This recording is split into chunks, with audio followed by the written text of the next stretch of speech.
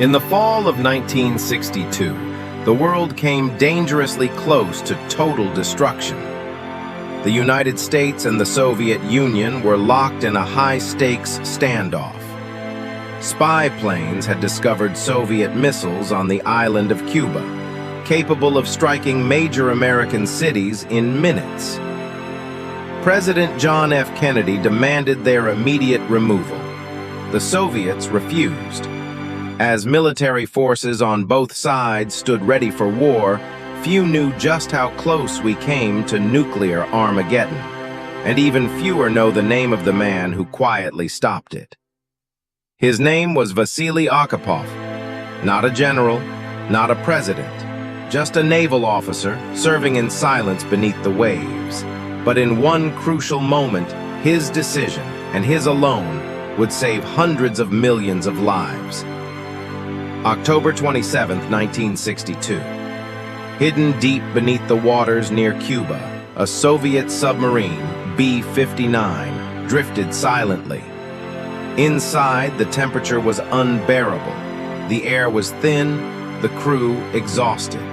The submarine had lost contact with Moscow. No news, no orders. Above them, American destroyers circled, dropping practice depth charges, warning signals, not attacks. But inside the sub, the crew believed war had already started.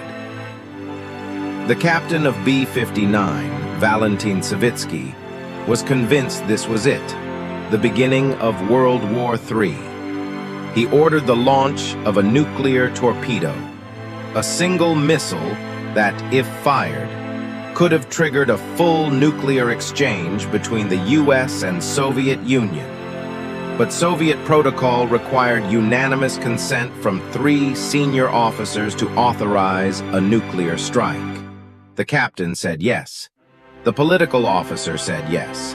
And then there was Vasili Arkhipov. Vasili Arkhipov was the only man who said no. He argued that they must surface, make contact with Moscow, and confirm whether war had truly begun. It was not an easy decision. He was under immense pressure. His commanding officers shouted. The crew waited. The tension was unbearable, but Arkhipov stood firm. He refused to approve the launch. And that single act may have saved the world. The B-59 surfaced, contact was made, and history quietly moved on. The world would never know how close it had come. Back in the Soviet Union, Arkhipov received no praise, no reward.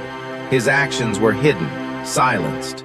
He returned to duty quietly, and later died in 1998, still unknown to most of the world. It wasn't until decades later that historians uncovered the truth. That in the darkest hour of the Cold War, it wasn't missiles or diplomacy that saved us. It was one man's courage to say no. Vasili Arkhipov, the man who saved the world, and was told to stay silent.